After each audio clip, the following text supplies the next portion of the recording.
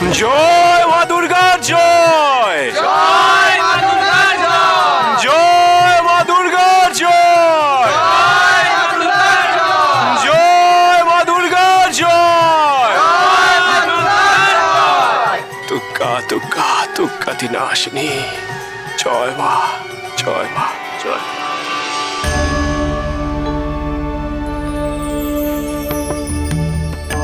বুঝলে বড় কুমার, মা দুর্গার আগমনে সমগ্র চণ্ডী মণ্ডপটাই কেমন পাল্টে গেছে গো।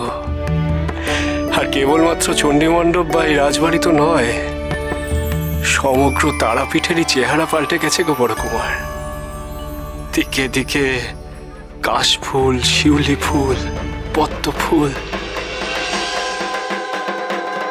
ॐ शङ्खचक्रगदा सङ्गवेद परमायुधे प्रसीद वैष्णवी रूपे नारायणि नमस्तुते।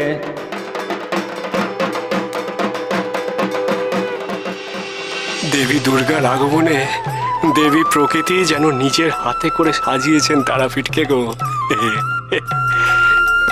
আজ এই মহাসপ্তমীর পুণ্য লগ্নে সমগ্র তারাপীঠ যেন খুশিতে মেতে উঠেছে গো বড় কুমার। আসলে আসলে এই মহাসপ্তমীর মূল মাহাত্ম্য কি জানো? এই মহাসপ্তমীর মূল মাহাত্ম্য হলো চেতনার উত্থান, অর্থাৎ জগৎবাসীর বিবেকের জাগরণ গো। আর এই বিবেক হলো সেই বস্তু যা মানুষকে অন্যায়ের পথ থেকে, পাপের পথ থেকে পুণ্যের পথে ঠেলে দেয় গো বড় কুমার। আর আর আর ওই কলাবউ, যাকে স্নান করিয়ে নতুন কাপড় পরিধান করিয়ে ওই গণেশ ঠাকুরের পাশে রাখা হয়েছে, বলা হয় এই কলাবউ হলো গণেশ ঠাকুরের বউ গো বড় কুমার। আর এই কলাবউ তৈরি হয় 9টা কলা পাতা দিয়ে, তাই তার আর এক নাম হলো নবপত্রিকা। আর এই মহাসপ্তমীর পুণ্য লগ্নে এই নবপত্রিকা নির্মাণ এবং তার পুজোর পরে দেবী দুর্গা এবং তার 4 সন্তানের প্রাণের প্রতিষ্ঠা ঘটে গো বড় কুমার। আর ঠিক এই আজকের দিনে, এই আজকের লগ্নে, আজ হতে বহুকাল আগে রামচন্দ্র তার মহাযুদ্ধ শুরু করেছিলেন রাবণের বিরুদ্ধে। আবার ঠিক এই আজকের দিনে, আজকের লগ্নে দেবী দুর্গা চামুণ্ডা রূপ ধারণ করে অসুর নিধন করেছিলেন, বধ করেছিলেন অসুরদ্বয় শুম্ভ নিশুম্ভকে।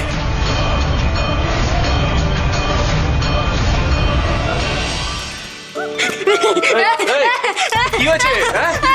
কোথায় কোথায় যাবো? লেজকে লাগালো।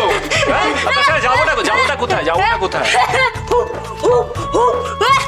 আরে দাঁড়া দাঁড়া, কোথায় যাবো? কোথায় নিয়ে যাচ্ছ? তোমাকে মন্দিরের দিকে যেতে বলছে। মন্দিরের দিকে? সেখানে কি হচ্ছে? নবমীর রাতে অকাল বোধন পালা হবে। হ্যাঁ গো ঠাকুর, স্বয়ং বেদজ্ঞ ঠাকুর আমাদেরকে অভিনয় শিক্ষা দিচ্ছে। তুমিও পালা করছো? বাহ, তাড়াতাড়ি করে যেতেই হয়। আচ্ছা চলো বাবা, চলো চলো। এসো, এসো, দেখি, এসো।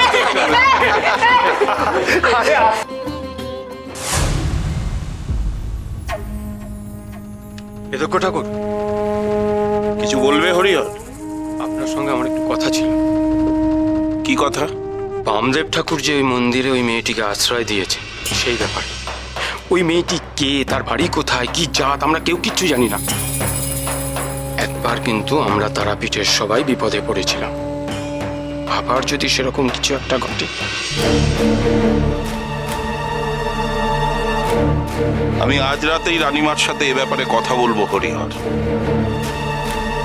সত্যি এর একটা বিহিত করা দরকার।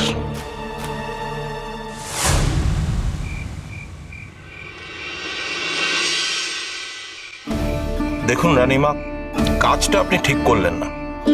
আপনি কিছু মনে করবেন না। আমি জানি আপনি খুব দয়ালু, কেউ কিছু চাইলে ফেরাতে পারেন না। কিন্তু আবারও বলছি, কাজটা ঠিক হলো না। কোন কাজের কথা আপনি বলছেন বেদজ্ঞ ঠাকুর? এই যে মেয়েটি চন্দনা, আমি ওর কথা বলছিলাম। ওকে মন্দিরে আশ্রয় দিয়ে আপনি কাজটা ঠিক করলেন না। কেন কেন ঠিক হয়নি আপনি পরিষ্কার করে বলুন। দেখুন, এটা মায়ের স্থান। এখানে যে কেউ সেবার কাজে নিযুক্ত হতে পারে না। যে সেবার কাজে নিযুক্ত হবে তাকে পুণ্যবান হতে হয়, পুণ্যবতী হতে হয়। তাছাড়া তাছাড়া তার বংশ পরিচয় আগে জানা দরকার। তার চেয়েও বড় কথা, এই মন্দিরে যারা সেবার কাজে নিযুক্ত আছে তারা দীর্ঘদিন ধরে ব্রাহ্মণ পরিবারের। তার চাইতেও বড় কথা, মায়ের সেবায় যারা নিযুক্ত হন তাদেরকে আগে দীক্ষা নিতে হয়। সেখানে এই মেয়েটি কি করে স্থান পেতে পারে বলুন? দেখুন বেদজ্ঞ ঠাকুর, বেদজ্ঞ ঠাকুর, দীক্ষার কথা যখন তুললে তখন চন্দনা দীক্ষা নেবে। বামাচরণ, বেদজ্ঞ ঠাকুর, আমি নিজে চন্দনাকে কালী মন্ত্রে দীক্ষা দান করব।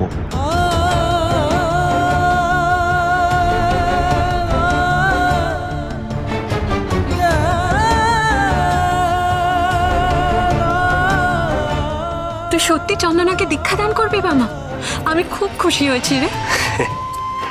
হ্যাঁ গো রানীমা, আজ রাতে আমি নিজে চন্দনার কানে মা কালীর বীজ মন্ত্র দান করব। তাহলেই তো আর কোনো সমস্যা নেই গো। আর তারপর এই মন্দিরের বাকি সেবায়তদের মতন চন্দনাও তার নিজস্ব কুটিরে তার জীবনযাপন করবে।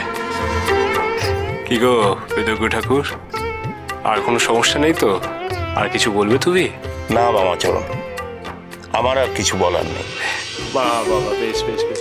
রানীমা, শোনো গো রানীমা, তুমি বরং চন্দনাকে মন্দিরের কোনো এক বিশেষ কাজে বহাল করো। চন্দনা মায়ের পুজোর জোগাড় থেকে শুরু করে ভোগ রান্নার সবেতেই সাহায্য করবে, কোথাও কোনো বাধা নেই। বেশ বেশ বেশ বেশ। দেখ রে মেয়ে, দেখ দেখ দেখ, তোর একটা হিল্লে হয়ে গেল রে। হ্যাঁ, তারাপীঠে তোর পাকাপাকি ঠাঁই হলো রে। হ্যাঁ,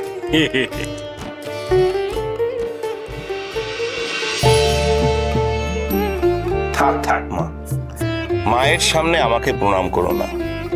আমি তোমাকে এমনিই আশীর্বাদ করছি। তুমি মা তারাকে প্রণাম করে তার আশীর্বাদ নাও।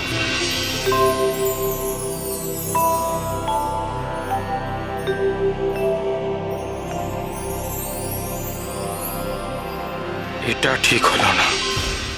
যে করেই হোক ওই মেয়েটাকে তাড়াতেই হবে। বড়মা, বড়মা গো, ওর মঙ্গল করো গো মা, আর মঙ্গল করো গো। শোন রে মেয়ে, তুই প্রস্তুত হরে মা।